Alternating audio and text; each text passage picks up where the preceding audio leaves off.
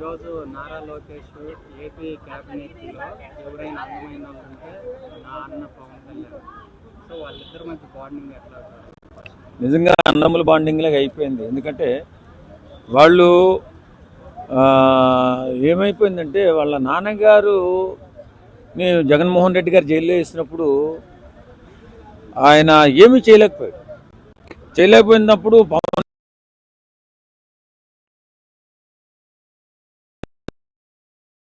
అన్నదమ్ముడు ఏ రకమైనటువంటి భరోసా ఇవ్వగలుగుతాడో అంతకంటే ఎక్కువ భరోసా పవన్ కళ్యాణ్ గారు ఇవ్వగలిగారు. కాబట్టి అప్పటి నుంచి కూడా పవన్ అన్న నాకు తోడబుట్టిన అన్న లేడు కానీ పోరబుట్టిన అన్న అని చెప్పేసి అనుకుంటున్నాడు నారా లోకేష్ గారు. అలాగే ఆ బాండింగ్ ఇద్దరి మధ్యన కూడా చాలా చక్కగా చాలా సాంప్రదాయంగా అన్నదమ్ముల్లా ఉన్నారు. అలాగే క్యాబినెట్లో కూడా మంత్రులుగా ఉండి కూడా ఆ రకంగానే కష్టపడి పనిచేస్తున్నారు. వాళ్ళిద్దరూ కష్టపడి పనిచేసి రాష్ట్రాన్ని అభివృద్ధిలోకి తేవాలని, రాష్ట్ర భవిష్యత్తుకి భావితరాల నాయకులు వీళ్ళిద్దరే వాస్తవంగా చెప్పుకోవాలంటే. కాబట్టి వీళ్ళిద్దరూ అన్నదమ్ముల్లా చేస్తున్నటువంటి ఆ సేవా కార్యక్రమాలు చాలా అద్భుతంగా చేసుకుంటూ ముందుకెళ్తున్నారు. కాబట్టి తర్వాత ఈ అన్నదమ్ముల లెక్క ఆయన అండంలో తప్ప ఉంది. అన్న ఎప్పుడు తమ్ముడికి అందంగానే కనపడతాడు, కొడుక్కి తండ్రి అందంగానే కనపడతాడు.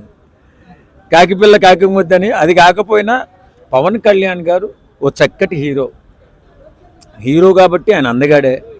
అది ఎవరు అవునన్నా కాదన్నా అందగాడే. కాబట్టి వాళ్ళిద్దరి మధ్య ఉన్నటువంటి ప్రేమను ఆ రకంగా లోకేష్ బాబు పవన్ కళ్యాణ్ గారి పట్ల చూపిస్తున్నాడు. ఓ చక్కటి బాండింగ్ ఉంది వాళ్ళిద్దరి మధ్య.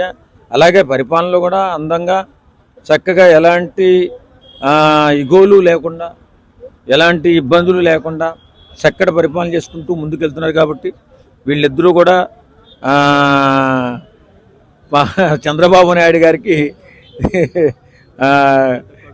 పెద్ద కొడుకు చిన్న కొడుకు అని చెప్పి అనుకోవచ్చు. మనం ప్రమాణ స్వీకారం చేసిన రోజు కూడా లోకేష్ ప్రమాణ స్వీకారం చేసి వచ్చి డైరెక్ట్ పవన్ కళ్యాణ్ దగ్గరికి వెళ్ళి బ్లెస్సింగ్స్ తీసుకోవాలన్నా కూడా పవన్ కళ్యాణ్ అట్లా చేయనివ్వలేదు.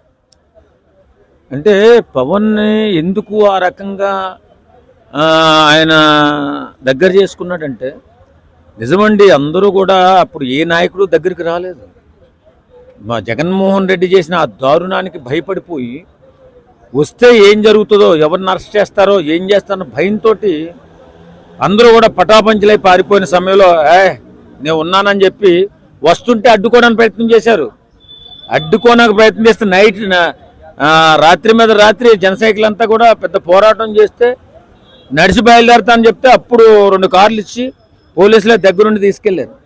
కాబట్టి అలాంటి క్లిష్ట పరిస్థితుల్లో అంతటి ఆపదలో ఆదుకున్న వ్యక్తి కాబట్టి వేళ అంత ప్రేమగా చూస్తున్నాడు. ఎందుకంటే అది మామూలు విషయం కాదండి. 10 సంవత్సరాలు ముఖ్యమంత్రిగా పనిచేసిన వ్యక్తిని రాత్రనక పగలనక కారుల్లో తిప్పి నిద్రపోనివ్వకుండా మేజిస్ట్రేట్ దగ్గర తీసుకెళ్ళి రిమాండ్ రాయించి వేసి జైల్లో వేసి ఎవరిని కూడా తెలుగుదేశం నాయకులు కానీ ఇంకో నాయకులు కానీ రానియకుండా అష్టదిగ్బంధనం చేసేసినప్పుడు నేనున్నాను, ఎవడు ఏం చేస్తాడో రండ్రా అని చెప్పేసి పవన్ కళ్యాణ్ వెళ్ళాడు. కాబట్టి ఆ ధైర్యానికి ఆ భరోసాకి దాసుడైపోయాడు మన లోకేష్ బాబు. కాబట్టి వేళ అన్న కంటే కూడా ఎక్కువ ఆపదలో ఆదుకున్నవాడు దేవుడైతే పవన్ కళ్యాణ్ అన్నలాంటి దేవుడు అని చెప్పి ఆయన అనుకున్నాడు. వాళ్ళిద్దరి మధ్యన బాండింగ్ అలా ఉంది. రెండు వేరు రాజకీయ పార్టీలు, రాజకీయ వ్యూహాలు అనేది కంపల్సరీ.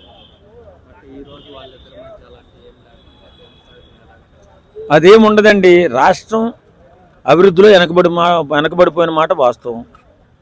ఎందుకంటే విడిపోయిన తర్వాత అక్కడ కంపెనీస్ కానీ అవి కానీ చాలా తక్కువగా ఉన్నాయి. మిగులు బడ్జెట్ ఉన్నటువంటి ప్రాంతం అంతా కూడా తెలంగాణకి వెళ్ళిపోయి, బడ్జెట్ లేని ప్రాంతం అంతా ఆంధ్రాకి వెళ్ళిపోయి, అలాగే లోటు బడ్జెట్తో రాష్ట్రం విడిపోయి, బడ్జెట్తో ఉన్నటువంటి ప్రాంతం అమ్మో తెలంగాణ కింద ఉండిపోయి, ఈ రకంగా ఉన్నటువంటి సమయంలో చంద్రబాబు నాయుడు గారు వచ్చి పునాది వేసుకుంటూ వస్తే మళ్ళీ మధ్యలో జగన్మోహన్ రెడ్డి వస్తే దాన్ని చెడగొట్టి వేళ కేంద్ర ప్రభుత్వం విపరీతమైనటువంటి అండదండలు ఇస్తుంది. కాబట్టి వేళ రాష్ట్రాన్ని అభివృద్ధి చేసుకోవడంలో లోకేష్ బాబు, పవన్ కళ్యాణ్ గారు, చంద్రబాబు నాయుడు గారు ముగ్గురు త్రిముఖ వ్యూహం పని రాష్ట్రాన్ని అభివృద్ధి చేసుకుంటూ, ఫ్యాక్టరీలు తీసుకుంటూ, ఐటీ కంపెనీలు తీసుకుంటూ, పెద్ద పెద్ద కంపెనీలన్నీ తీసుకొచ్చి రాష్ట్రాన్ని అభివృద్ధి చేసుకుంటున్నారు. కాబట్టి వీళ్ళిద్దరి మధ్య ఇప్పుడు అధికారం కోసం చూస్తలేదు, వీళ్ళు రాష్ట్ర భవిష్యత్తు కోసం చూస్తున్నారు. కాబట్టి ఇద్దరు కూడా ఖచ్చితంగా ఎలాంటి పొరపక్షాలు లేకుండా బ్రహ్మాండమైన బాండింగ్తో రాష్ట్రాన్ని అభివృద్ధి చేస్తున్నారు. ఇది మాత్రం నిజం. లోకేష్ బాబు మాత్రం ఆ రకంగానే అన్న కింద చూస్తున్నాడు తప్ప వేరే కింద చూడట్లేదు.